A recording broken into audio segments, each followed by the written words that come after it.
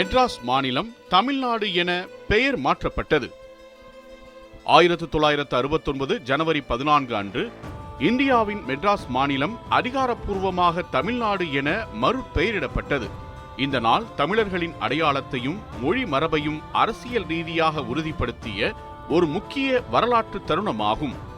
சுதந்திரத்திற்கு பிறகு மொழி அடிப்படையில் மாநிலங்களை அமைக்கும் கோரிக்கை இந்தியாவில் வலுவடைந்தது.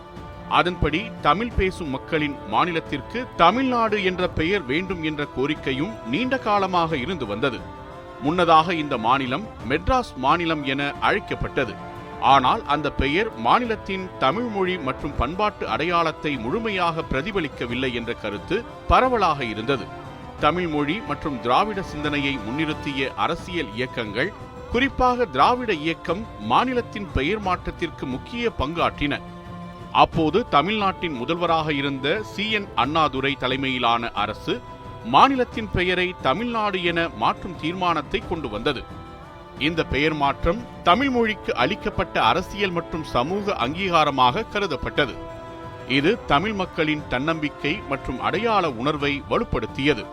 1969 ஜனவரி 14 தைப்பொங்கல் நாளாகவும் இருந்தது. இந்த திருநாளில் பெயர் மாற்றம் நடைமுறைப்படுத்தப்பட்டது என்பது தமிழர் பண்பாட்டை சுட்டிக்காட்டும் ஒரு நிகழ்வாக அமைந்தது.